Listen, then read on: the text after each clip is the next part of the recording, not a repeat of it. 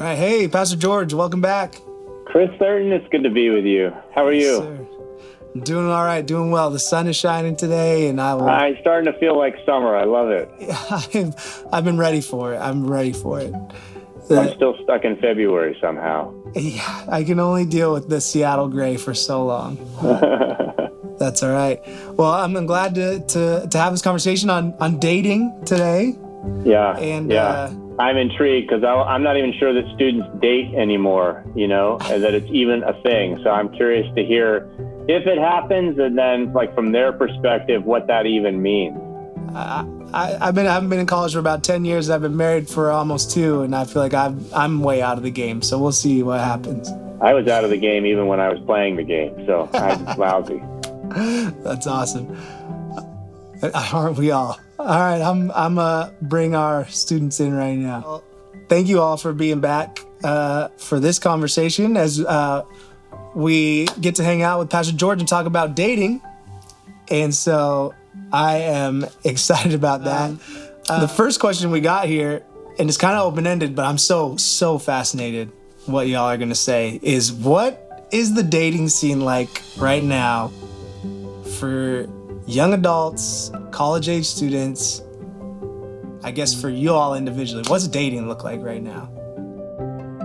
It's a dry and barren land. So I'd say pre-COVID dating it's a mixed bag. I think most college students date very casually, but based on our community, and I think as a community of faith, it's less casual and it's more intentional, more long-term, like you're more likely to date 1, maybe 2 people in college kind of a thing, or nobody. Versus I think traditional college students either date or are part of hookup culture or things like that. So pre-COVID, I think it was a lot of like meeting people through friends and sometimes online dating. And then in my experience, COVID hit and you just didn't make new friends because you weren't allowed to. And so everything is online now, everything. And personally, I'm not online dating, but I have friends that are, and it's very interesting because they're talking, but there's no way to know when they can meet. And we know from sociology, I'm a sociology major, the longer you spend talking online, the less likely you are to actually meet up in person and end up dating. And so I have a feeling that relationships are going to shift now because people's circles are not expanding. You're not meeting new people. And so I think that's kind of the dating scene. For me, it's non-existent, but I live vicariously through my friends and awesome relationships. So, yeah, for me, before COVID, it was kind of there, but I was like halfway in, halfway out, and so it just like I had a lot of good friends that were girls. I'll just say that, and then I'd say post COVID, yeah, nothing. It's just been taking my brother out on dates, my mom, and it's been awesome to actually enjoy this time of just straight singleness, not talking to anyone. So it's been fun. The family dates. Yeah. For me, it was it's a rough road, to say the least. And so I kind of learned quickly that, I don't know, it's maybe not for me necessarily. And that for me, friends are kind of not the better, but they're more for me. And those close-knit friends and those relationships. But yeah, I'd have to say during the time that we're in now, it's almost non-existent. Not non-existent, but there's no meeting new people. There's no interactions kind of that way. And it's all of virtually and just kind of keeping up relationships that you've already made, like with friends, because it's easy to let those slip. And maintaining the relationships that you already had, kind of going into the season of the COVID. And that in and of itself is kind of tough to maintain, because you don't see people on a regular basis that you usually would. So it's kind of a one here, one there kind of thing. And so, yeah, I'd have to go with those. Before COVID, I was kind of in a season where I was not thinking about that like at all, because just through experiences, I feel like it's easy to put the desire to like be with someone over like everything else in your life, and it just takes over. So I was just in a season of like not wanting to deal with that at all, and like focusing on like centering on God, and like also centering on like developing familial and friend relationships, and just like school and work and stuff. And that's just been emphasized even more in COVID, because now it's not just a choice, it's a necessity. So yeah. I'm curious, have your thoughts about dating changed as you moved from college? Those of you who have graduated into the post-college world, your thinking about or your experience of dating change at all? It's hard to meet people after college. It's hard to meet new people. Really, like, you got to join like an adult soccer league, or like your coworkers, or maybe online date or something like that, or go to church. But other than that, like, meeting people by happenstance isn't a thing that happens all the time. And it doesn't happen, especially in Seattle, because of the Seattle freeze and things like that. So I've heard from people who graduated before me, like, hey, take advantage of it in college. If you really want to meet someone, like, make the most of it, because out here it's a little wild west kind of a thing. So I'm a little nervous about that, but yeah, I made a pact with myself not to online date until I'm 23. So we'll see if I can make it. Why? So I have found, well, first of all, as a sociology major, I took a class on love and romance, and we studied online dating for a long time. And the amount of time and effort people spend on online dating is nuts. Like the apps can track your movements in the apps, and we know based on how much time people engage on the apps, how much time they spend writing messages versus how many characters they actually send. Like, it's insane. People like cultivate their image so much. There's so much deception in online dating. People don't really present themselves for who they are. And I would much rather wait and find someone in the natural courses of my life than try to cultivate myself perfectly for someone else who's also doing that online. So me personally, I'm waiting. We'll see. Maybe in 2 years, I'll be so bored that I'll need to add a little spice. But for now, I'm practically content just seeing what happens. So that's fascinating. Okay, Sonia, what you were just saying about cultivating an image versus on media, I'll just speak to this as I guess somewhat of a recent grad. But like, I remember post-college, before I met or started dating my wife, there was this online dating wasn't necessarily a thing. It was just really starting to really take off when I was graduating college, and I didn't do it. I didn't think about it, but that idea of cultivating an image was very much something that I did. And it was like cultivating like a reputation that would necessarily, hopefully, like precede me, or showing myself off, peacocking in a way of like, hey, this is who I am, this is what I've done. And it wasn't necessarily like taking time to like write that out, but it was like taking time to like have that persona, whether I lived up to it or not. And I think that was something I learned before I started dating my wife, like that was so hollow for me, that people were starting to like me for this persona and not actually for me. And vice versa, that was something that I also would be attracted to, was this idea of somebody, not actually them. And I had to break that down for myself. And for what it's worth, there's hope. You can definitely meet people after college. I guess, what are y'all learning about romance? It sounds like y'all are in different places. Maybe you could share what that has looked like for you, but what are you learning about romance, and what has surprised you as you continue to learn what romance is?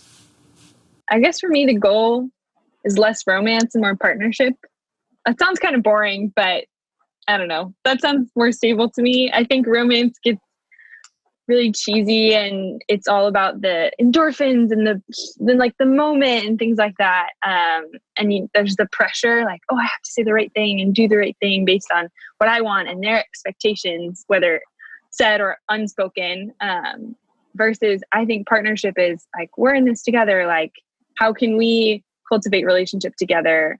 So for me, I'm personally much more interested in that. I think it's a lot more, there's longevity in that versus romance. I think it's kind of like that roller coaster and you can crash very easily. And I think partnership you can build, right? So I don't know. I mean, romance is fun. Like, I'm not gonna lie, like, sweep me off my feet. Come on, take me salsa dancing. I don't care. Like, that sounds great. By the way, Tori, we're gonna go. But I think in the long run, I think partnership over romance is more important to me. But that's just me. What you said, Chris, about personas is very interesting, because I think like that's been one of the things that I've thought a lot about in the past 2 years, the idea of the masks that we put on in different parts of our lives. And I think that like really you can never know another person 100% as much, even after you break down your barriers. And like that would be a debilitating piece of knowledge, if not for the fact that we know that God can know us fully, right? And so that's been a very freeing thing to realize. And also realizing that in like past relationships, when I would center myself around the person versus centering around God, right? Because I think I used to have the whether it was conscious or subconscious impression that romantic love was like the pinnacle of human emotion, but I don't think that's true anymore. And I also think that it leads to more brokenness when you have that view, right? And so I think I've been trying to transition to like, centering on God first. And that's really difficult in practice, just from like seeing other people like in their relationships and like in personal experience. And it's like that saying, like also that like love is a promise and a commitment and not a feeling too. And so you're also trying to base your relationship on like firmer foundations than romance, like what Sonia was saying. And so I think like, it's like we all have a God-shaped hole in our heart that can only be filled by God and like not another person. And so, but also knowing that in your head and knowing that like deeply in your heart are two very different things. And so like living that out is like a constant practice we have to do. I feel like probably even after you like are in a committed relationship as well. Mm-hmm. I think of kind of like high school almost. Is that kind of that phase where you're still learning about things and you're still learning about yourself. And also it's more of a personal desire and kind of pleasure or fantasy almost. Whereas that partnership and that companionship is a more mature idea and way to think of it. And it's based off of that longevity of like how am I going to fulfill like the needs of two people rather than just myself. And it's more of I usually think of romance as not as selfish. It's kind of like a selfish act, or like I'm in it for myself only. And whereas I don't know what the other one would be. Companionship is more of like, all right, let's go through life together, or let's go through bumps together. And I'm not going to, I guess, be scared of anything that comes my way because I only want the romantic side of like a relationship or things like that. And I mean, I've learned that from other people, like, seeing that from my friends, and stuff like that. Even the media and movies and things like that, they can be a big influence.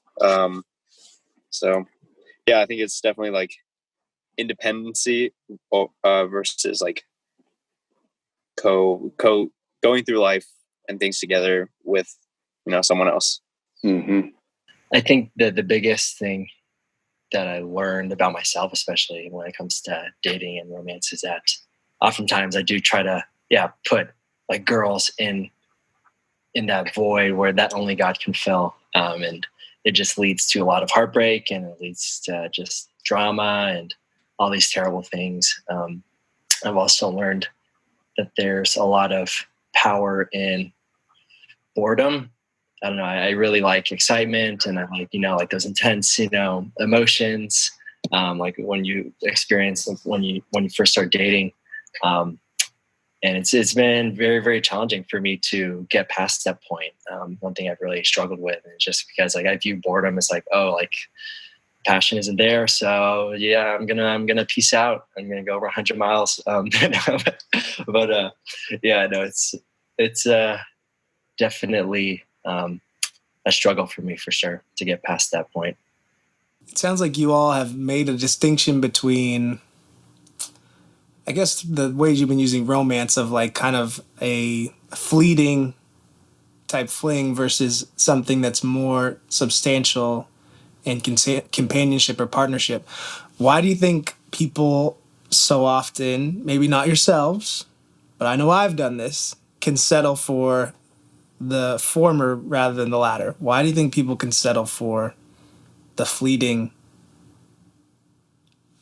romance versus something that's more stable and long-term? I think a big part of it comes down to the media we consume, at least for me, and also just the examples that were set in my life. I just like saw a lot of those things, and it just kind of shaped the way that I view dating, and it kind of made me settle for that, fleeting kind of romance, love. I think those two things. It can be sometimes the most pleasing and easiest way to do it, whereas the longer kind of companionship can be harder, and certainly take a lot more patience. And you never know kind of what's in store later on. But romance can be kind of more in the future, and you can be in control of it a little bit more. And I think that it's easier to go that route because it can be the most rewarding and most fulfilling in such a short amount of time. But it may not be in the end kind of what you hoped for, but in that moment it was. And I think the companionship and the longer side of things is just, it's more task oriented, and it takes a lot more patience, diligence, and time that many people may not appreciate and have, maybe. Yeah.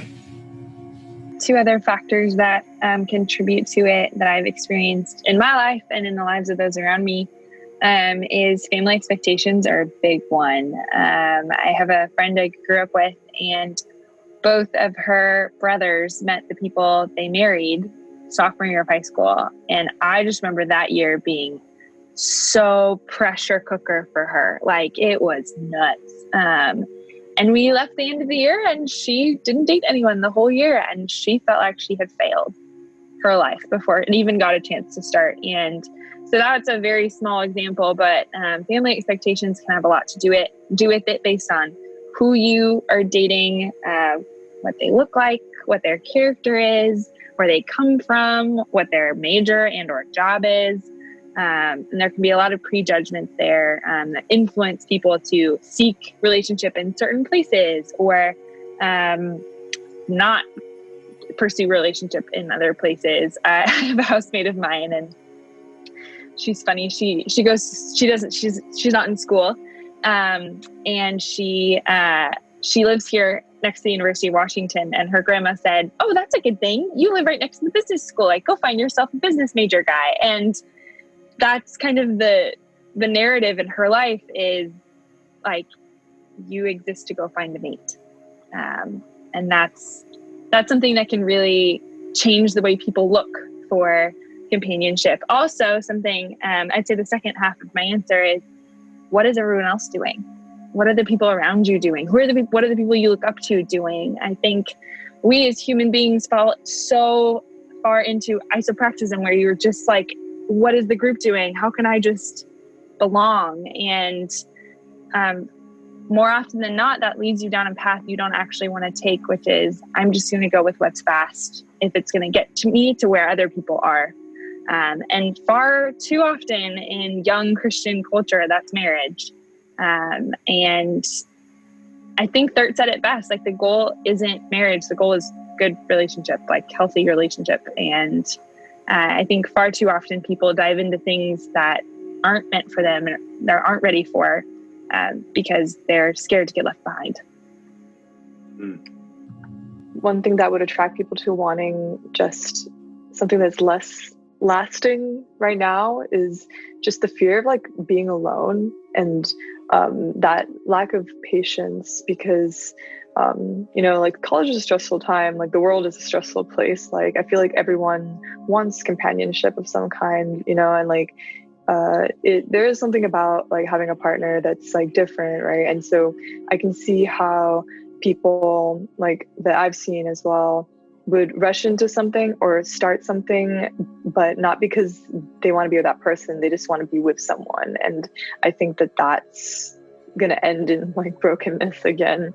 Plus just the fact that like things, when they're exciting, you get like a huge dopamine rush. And so like that contributes to just your idea of like, yeah, this is what love should be based on everything that I've consumed in the media. Like you don't really have a dramatic movie about a happy married couple that just does the chores together. You have an elaborate story, like it's a fairy tale, and that definitely plays into our minds whether we are aware of it or not. And so like yeah, and I think that like I've seen people kind of maybe give something up when I think they probably could have stuck with it longer, but because it was like losing that like flavor, I guess, they were like, okay, it's time to move on because this is evidently not what I'm supposed to be reaching for. But that's not really real in the end. Absolutely, Tori. The physiological dopamine rush, and once that lets up, it's like that doesn't mean that it's not good anymore. Oh my gosh. Sonia, thank you for quoting me. That was, honestly, I'll pat myself on the back. That was one of the quotes that I kind of blew my own mind with it. Like, it was wild to think of that sense of like the goal of dating should not be marriage. It should be a healthy relationship. And if it's healthy, marriage will probably be on the line. And marriage isn't the end goal. And you want that healthy relationship to continue. And if it's not healthy, you shouldn't get married. You should get out of the relationship. Man alive. Pastor George has one more question for us, and I'm just curious if he wants to kind of elaborate on it, but it's how does Jesus fit into all of this? How does Jesus mess with your love life, more or less? I think some of you have kind of hit on it in previous questions, but I'm just curious, how does Jesus play into your love life? And George, if you have expanding. Maybe it's a little autobiography. I'm coming to know Jesus when I'm in my 20s at the same time that I'm making this transition from college out of school, and my dating life is shifting. And I'm wrestling with what does it mean to engage in healthy dating while at the same time Jesus is changing my understanding of what healthy is. I wonder if you have any sense of that dynamic of growing as a follower of Jesus and also exploring all kinds of relationships. And maybe another way to look at it is, as a follower of Jesus, what's different in your perspective and your experience of dating that's from what you see around you in the wider culture where people are not responding to Jesus? I definitely think Jesus has messed with my relationships. I guess one necessarily. But I think there was a reason for that. I learned a lot. one, about people in general, and 2, about myself, and 3, about the important things in life and the things that I have to value. And I think he messed with me in a way that showed me, sorry for the loud cars. He messed with me in a way that pointed me back to my roots and what I'm used to, and finding an identity and a life in him and worthy of my calling. And I definitely learned that as a follower of Jesus, that it is necessary and vitally important to know, how do I want to say this, like where your faith is rooted in, and what values and standards you want to set for yourself. And I think in my relationship, I didn't really have those standards and those values. And then once things ended, I shifted my perspective to find those standards and the values of how I want to live my life, and the ways that I want to interact with people and the people that are important to me, and what I'm willing to sacrifice for my faith as well. And yeah, I mean, he did a 180 for me. So yeah, it sounds like a spiritual reset. Oh yeah, definitely. I think that, well, I came to know Jesus through the end of my last relationship. And so and I see that as like the biggest blessing like ever, because like the relationship that I have with him is like so much more beautiful. And it's just crazy because like I think in my life I've been shown very strongly that I have made an idol out of relationships. And actually, Pastor George, something you said, I forget which sermon, you mentioned how you reached a place where you were content. You would be content if you would be alone for the rest of your life. And that's when you knew that like your heart was in the right place. And like, that's when like you found your wife. And like, that really stuck with me because it's like, yeah, like I need to remove that idol and be content with like whatever path like God leads me down, no matter if it is like being with someone or not. And I think that's like, yeah, so important. And I think like the biggest thing that it comes down to is like, when I meet like someone, it's like, would we be better off serving God on our own or together? And I think that's something that needs to be asked in that kind of relationship, especially because like God's marriage is supposed to be like a picture of God's relationship with like the church, right? And so it's supposed to be like a reflection of just like pure love and sacrifice. And yeah, I don't know. I feel like that needs to be the center of our goal as Christians, I guess. Yeah, but as for like in society around me, it's definitely way more complex than like how we could say it out or write it down. There's so many more factors and like facets that you need to consider. And I think like everyone ultimately just wants to be known and to be loved. And it's difficult when like, especially those who don't know Jesus, they are seeking for that in different ways and resulting in a lot of brokenness and hurt. But then I wish that they could know Jesus in a way that it can fulfill them, that in a way that nothing else can. So, wow. Okay. Yeah. Jesus like so messes with dating. But that's the point, right? The point isn't that our dating lives be compartmentalized apart from him, right? The point is that he is supposed to come and infiltrate all parts of our lives. And I think for me, the biggest advice I've gotten from mentors of mine, all who are in dope relationships, personally, like having a mentor who's in a cool relationship and you get to watch them interact, highly recommend, super good, is to find someone, I mean, obviously like handsome, kind, tall, whatever, the whole thing. But also to find someone who is equally yoked, someone who is on the same trajectory towards Jesus with you, someone that can keep pace with you, who can encourage you when you fall back, and someone you can encourage if they fall back. But it's not someone you're dragging towards Jesus, someone who is excited about the path you're on together. I think for me, that has been the biggest game changer, because no longer when I have male friends or pursue male friendships, it's no longer what would this person be like to be in a relationship with me, right? I have personally done a lot of development over the last couple of years of, okay, I just want to know who my guy friends are for who they are in their identity with Jesus. And I take myself completely out of the equation. And actually, it's been so cool to do that, because then the question isn't how would we work? It's how are they working, and how can I support them in that?